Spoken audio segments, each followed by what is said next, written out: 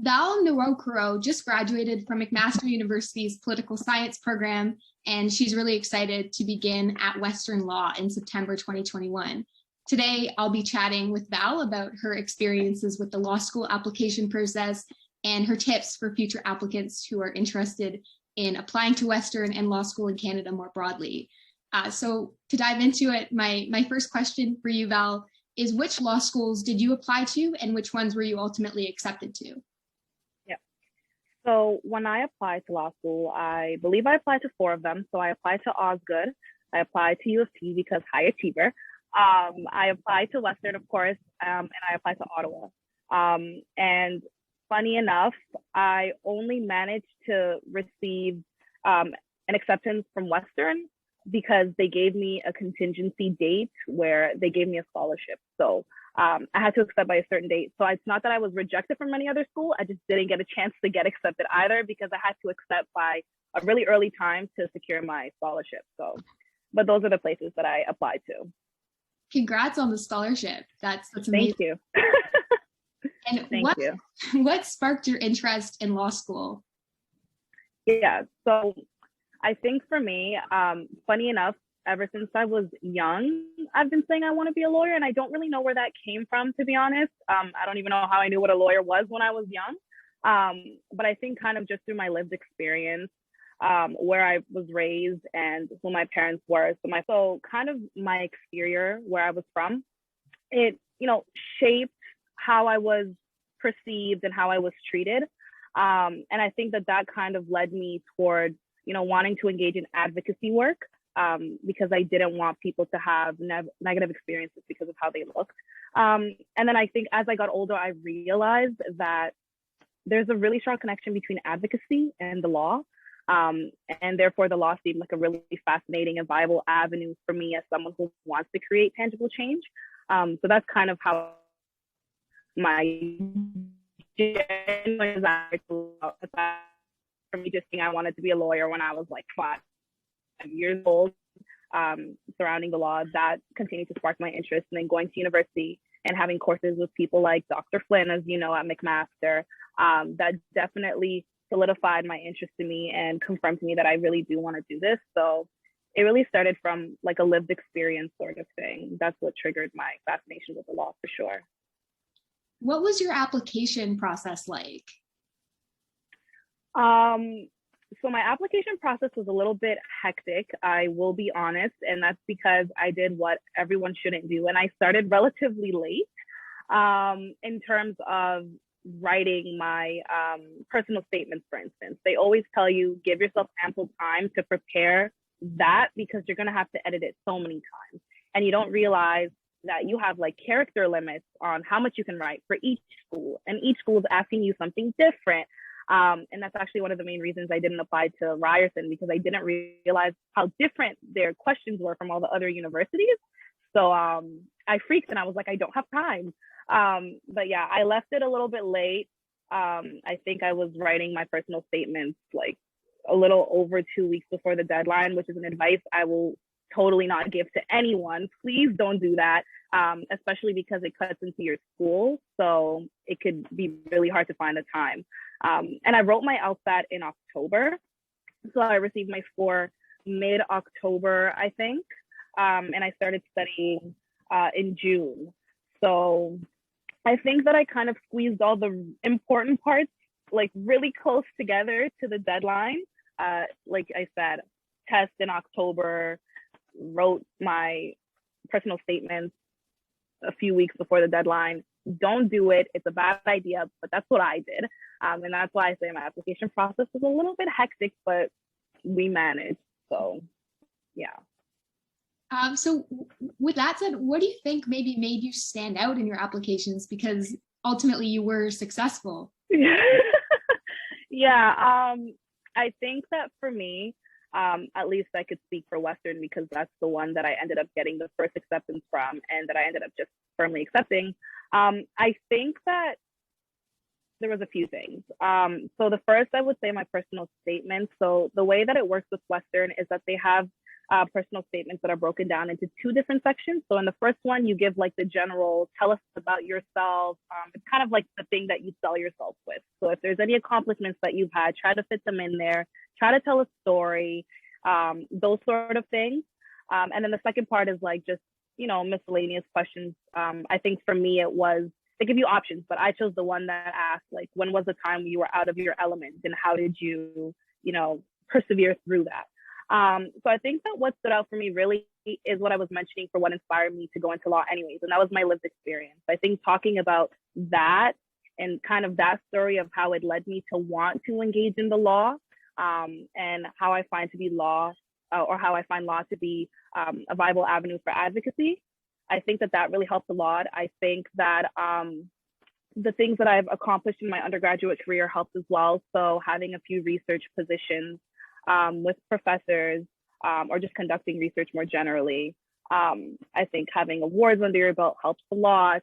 And then extracurriculars, so like Model United Nations, engaging in mentorship programs, things like that to show that you're a well-rounded individual that could still, focus on school, get the grades, get the research positions. I think also doing conferences and stuff like that for the research. I think all of that like really helped me stand out. But I do think the selling point was my personal statement. I think just the story that I said, it was very unique.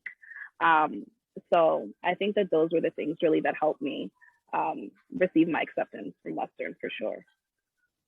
Yeah, awesome. I think your insights about that will be really helpful. Yeah. You might have already answered this question already, but maybe. So my question is there anything that you wish you knew when you started the process? You did speak to one piece of that, but I'm curious if there's anything else that, reflecting back on your process, you maybe wish you knew when you were applying.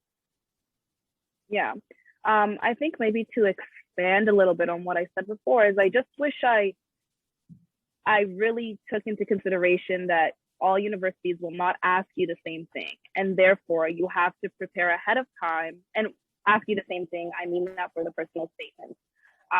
So I think that it's really important to kind of look ahead and prepare, know what you're going to be asked so that you're able to write proper statements that are tailored for each school specifically. I think that was the biggest thing that I took for granted. I thought that I could have a general idea of what I wanted to say, and then I could, tailor it to each school. And you can do that for the most part, but then you could have schools like Ryerson that are anomalies almost, and they just ask things that are totally different. And then you might lose your opportunity to actually apply to that because you were too busy, just preparing something general rather than looking at the specifics for each school. So I think that that's something that I wish I didn't take for granted or that I paid more attention to. In terms of anything else, I just think I wish I knew how rigorous the process really is in general, how rigorous it is to study for the LSAT. It's not something that you could just easily do. Well, maybe some people can, but I know that not me. So I think just, again, preparation, giving yourself the time to prepare, because this is a very long process that ends November 1st, I believe, is when everything is kind of due. And there's just a lot in the in-between. So giving yourself the time, I think, is really what I wish I knew so that you don't rush the process near the end. Yeah, that's super helpful. Yeah. Some students who are maybe in the process of thinking about applying or reflecting on their own stats might be curious about some of your stats when you were applying. If you're comfortable, then it would be great if you could share like what your GPA was upon applying and then what your LSAT score was as well. Yeah, so I guess that goes to kind of talk about one of those things that I also thought helped me stand out was my GPA. My GPA was, I believe, cumulative, it was a 3.96, I believe, so a pretty high GPA. And I think that helped me a lot in my application process for sure. My test score, I don't want to share, but I will say it wasn't what my GPA was. And it was definitely, I'll tell you this much, Western says that their score, the score that they look for or that they consider competitive, is at least a 161 or a 162, at least for my cycle. It changes depending on how competitive a cycle is, right? I did not reach that score whatsoever.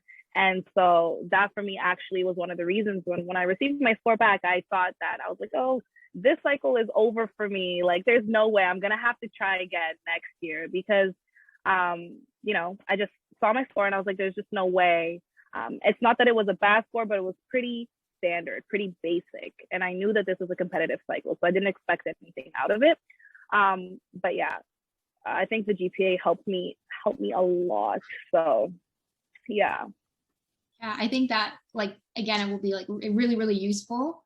I was chatting with someone else who was kind of in the other position where like his GPA wasn't fantastic, but he did well on the LSAT and he got into his program. So it's like, I think it's useful to like demystify this idea that you have to have the perfect GPA and LSAT score to get into the top, like, very competitive Canadian law school programs. So that's for sure. Awesome. And then in terms of the personal statement and the supplementary applications that you had to do for the different programs, how did you approach that? Because I think you mentioned before that you talked a lot about your lived experiences, and maybe for students who are interested in conveying that aspect of themselves in their applications, do you have any tips for how to convey those experiences in a compelling way in this like short space that you're provided for these personal statements? It's very difficult because I will say that if you're talking about something like a lived experience, and if it's one that's unique, it's hard to squeeze it into such I think, like, for me, the most standard one was like 2,500 characters, not even words, characters. So if you just use a word that's a little bit long, you're taking up space. So I think that was actually one of the greatest challenges that I had to try to convey my life, essentially, and why it led me to wanting to study the law in such a short way. I think that some advice would be write it all out. Everything that you want to say, write it out. Don't worry about word count, right? Just let it all out there. And then I think that after that, just, go back to it more and more, and then see what pieces you could take away, what's not exactly the most important in order to convey what you want to say. So I know for me, I had a lot of, I don't want to say fluff because it was my life, but just a lot of things that didn't need to be there in order for the central message that I was trying to say to be conveyed. So I think just writing it all out, get it all out of your system, and then just constantly going back and reading it over and over, you'll realize that certain things don't need to be there. And then I also, make sure you're editing, make sure you have somebody that you trust. If you're talking about something personal that you're not comfortable with just anybody reading, have somebody there that could get the job done. So actually edit your work properly, but who can, read it and tell you, okay, that doesn't need to be there as well. That doesn't need to be there as well. So I just definitely think having it all out there, reading it over and over and over again, it'll help you take things away. And I think also it's an odd piece of advice, but because it is your story that you're trying to convey, but try to detach yourself from the writing itself, because you don't want to get too attached to it where it hurts you to like take out any little thing, if you understand like what I'm saying. Recognize it to be a piece of writing that still needs to be effective, because sometimes things could get lost. If you talk too much, the message could get lost. So detach yourself from the piece of writing. I would say that helps you look at it from a more objective lens, and it will help you also know what needs to be taken out and what should be kept in, versus having that emotional attachment to it, because then you want to keep every little thing in because you find every little thing to be significant to what you're trying to say. So I would say that is probably the way that you should approach it. That's definitely how I did. And it helped me a lot to reduce my word count for sure. Yeah, that's very, very insightful. So my last question is, based on your experiences and just navigating the law school application process, what would maybe be some of your top tips for students that are interested in entering this process this upcoming cycle in the fall? Yeah. So I think that my biggest advice, honestly, and you kind of mentioned it, is the idea of demystifying the notion that you need to have a perfect score and a perfect LSAT. I think that one of the biggest mistakes I made was after I wrote my test and I received my score back, losing all hope for myself for this cycle, to the point where I just didn't want to check my emails. I didn't want to check OUAC because I just felt like, what's the point? I'm going to have to do this whole thing again next year. So I think that that's the worst thing you could possibly do, to focus on what you don't have necessarily, rather than focus on all the things that you do have. So I had a great GPA, for example. I had great extracurriculars. I knew I had really strong reference letters. I knew my personal statement was a really strong personal statement. Subjective, but I really did believe that. I knew all the, like awards and like extracurriculars, all the things I had under my belt, I knew made me an extremely strong candidate. And I was completely confident in myself in this process when I focused on those things. But then when I had my score, it just didn't feel like it matched everything else. And it totally disoriented me and made me feel like, oh yeah, it's not going to happen for me. It's over. And I think that's honestly the worst thing you could do. Don't focus on what you think you falter in. Focus on what you know you did really well. Because you don't know how holistic these institutions are, honestly. When I received my acceptance, initially I was surprised, but then it was like, why am I surprised? Like, I was a strong candidate. Yes, I had one part of my application that wasn't the bestest thing in the world, but I think I really picked myself up with everything else. So that is definitely my top tip. Focus on what you did well and let that carry you through the process. And then just another tip that I've already mentioned several times is just make sure you give yourself the time to actually do this process right. There's people who could write that LSAT after 2 weeks of studying. I'm sure they're out there somewhere, but they're not me and they're not most people. So give yourself the time and be really diligent with the studying for that test, because it really requires you to change the way in which you think in order to write it. And then in terms of like your personal statements, again, make sure you give yourself ample time to edit, to correct, to have someone else read it, for somebody else to, revise it with you. I think that those are really the most important things. And then kind of before the process itself, make sure that you're a well-rounded individual, right? So you could be someone with amazing grades, but then if you're not participating in any extracurriculars, if you're not being of, use to your community, if you just sit there in a dark room and study all day, they're going to be able to pick that up when they see your autobiographical sketch, right? They're going to be able to see it when they see your GPA, but then no extracurriculars, no volunteering. And so just make sure that you're actually preparing yourself for this process. They don't just want someone who's studious. They want someone with unique experiences, someone who shows themselves to, want to be part of the community, who wants to help the community. They want to see those things. So make sure that you're a well-rounded individual in all ways, and don't do it because it's going to look good for an application. Do things that you're genuinely interested in, because they'll be able to tell the difference. I really do think so. So those would really be my, top pieces of advice to anyone who's going to engage in this process next cycle and all cycles to come. So awesome. Yeah, I really appreciate it. And I think that the viewers will as well. So thank you so much, Val, for taking up the time to chat and providing a lot of very rich insights and reflections on your process and experiences. Thank you, for sure. Thank you for having me. Have a great rest of the day. Thank you, you too.